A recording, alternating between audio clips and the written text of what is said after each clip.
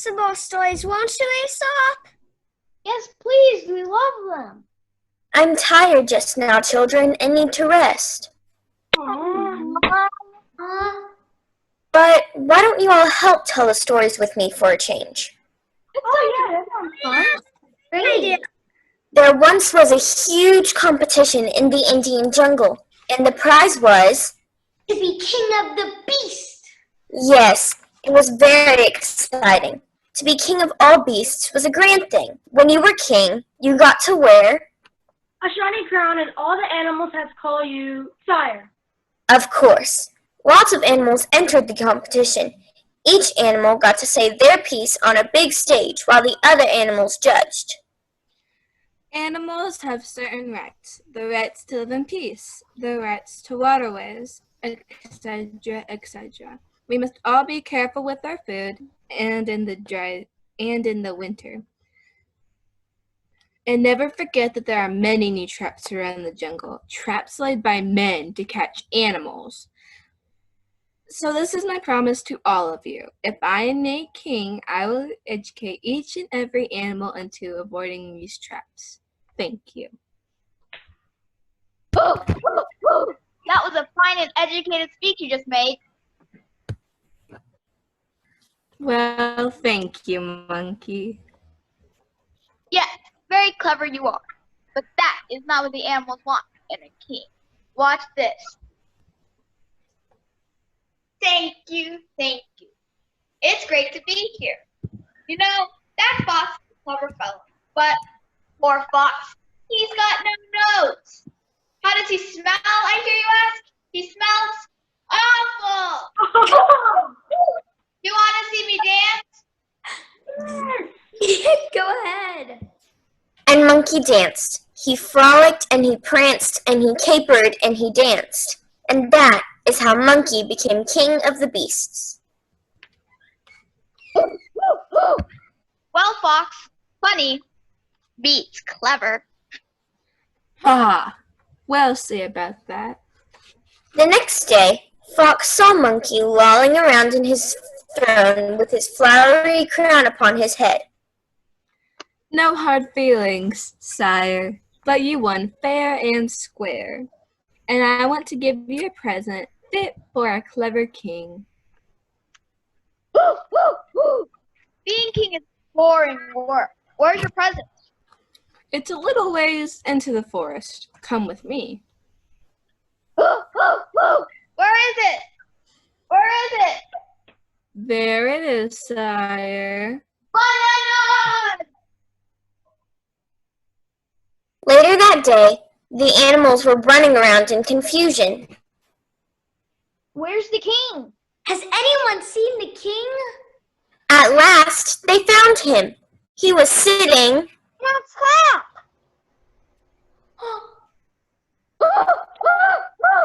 When I went to pick up a banana, this truck fell over me. Please get me out. Fox! Fox! Please, help me. Should a king be clever? Yeah. Yes. Does a king that fall into traps clever? Yes, not. No. You are very foolish, monkey. I will get you out of that trap, but you must give up your crown. The king of beasts should be an animal that is smarter than fall into traps. Don't you think? Yeah.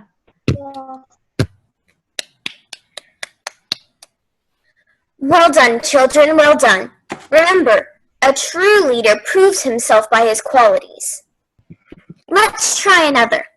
How about my old favorite, the north wind and the sun? It was a fine but very cold winter's day, as the sun shone down on the snow, covered the earth below. What a beautiful sight! And look at the white sails of the ship on the blue sea. I want to take my time traveling across the sky today. After all, what's the rush?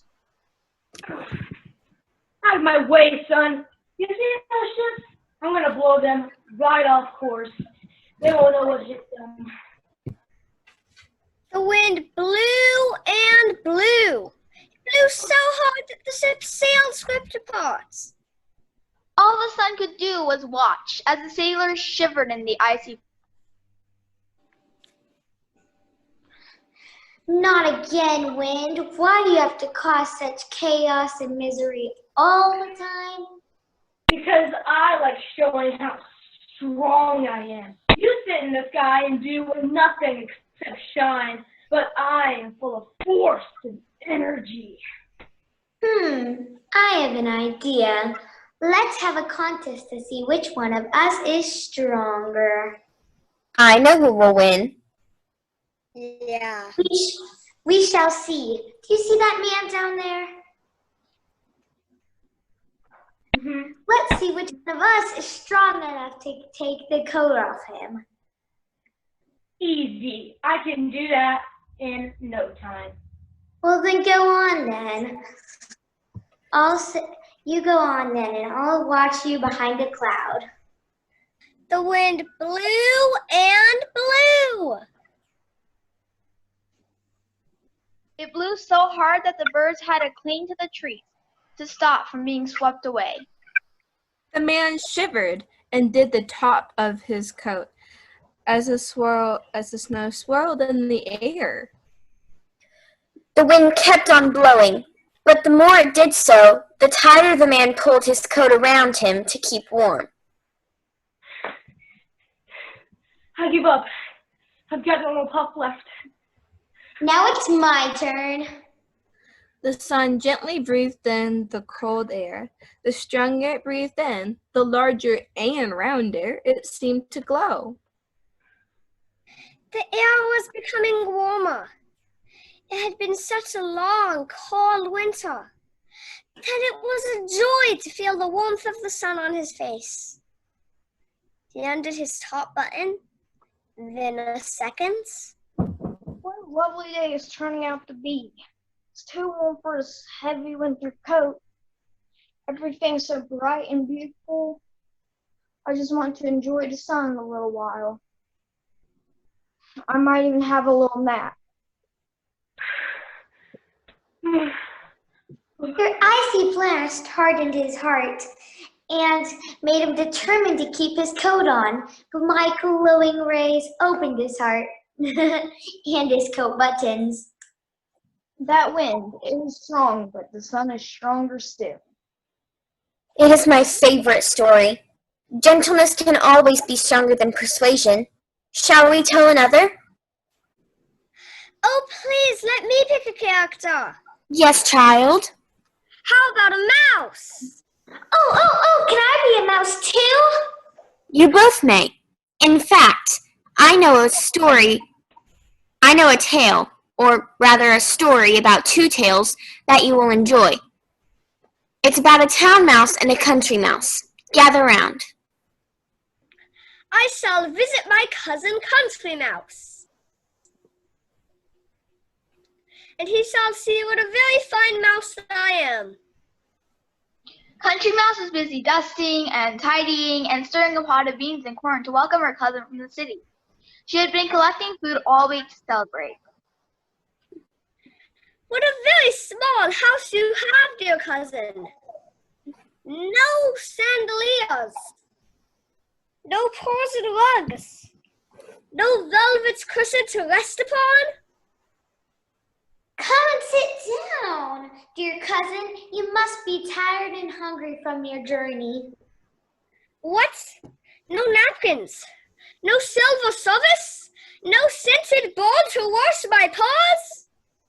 Oh, I hope you like it. What is this? Food? No caviar, no steak tortilla, no pickle and horseradish sauce. Come, my friend, this instant.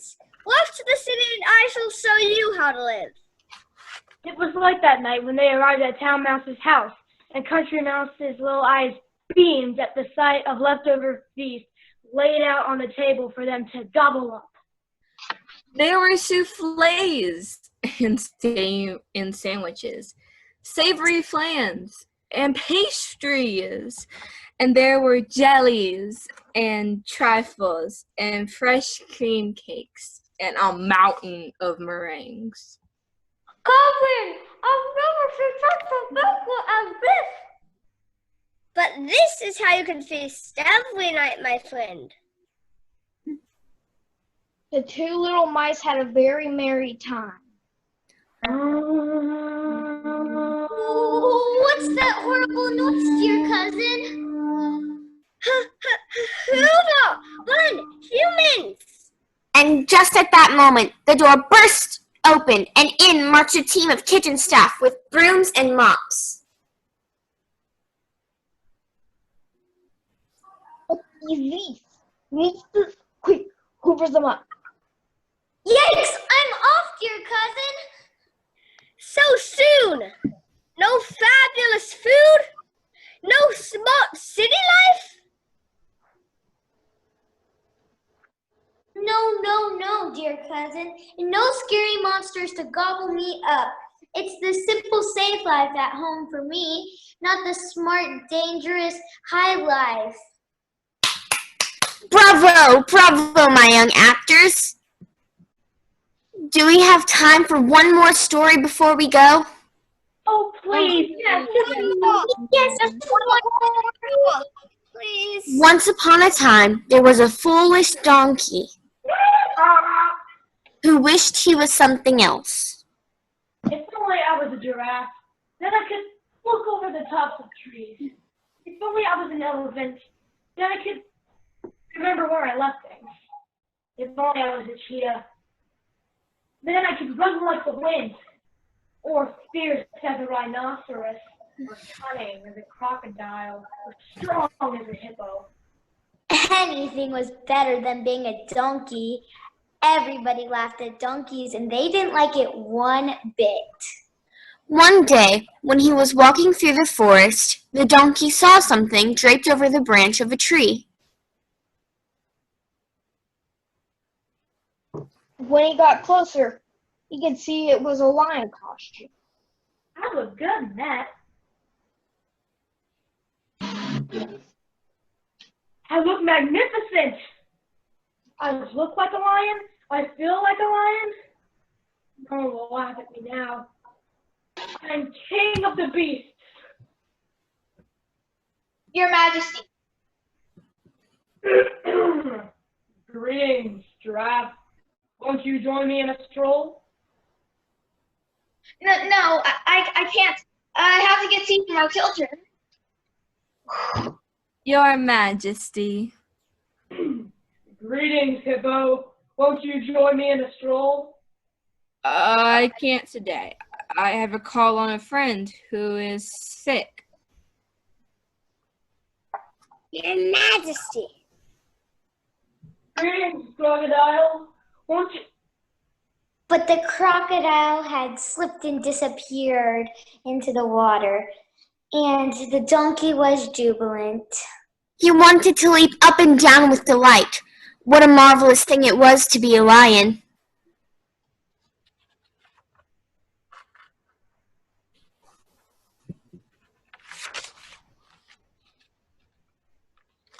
Oh, a lion was admired and feared by all the other animals. He felt like a king. I'm a lion. I look like a lion. I feel like a lion. I act like a lion. I bet I even sound like a lion. Ah. Ah. Ah. I kept my mouth shut. Don't worry, we like you just the way you are. Now let's go before the real lion comes along. Thank you, children, for your delightful stories. You've blessed my old ears.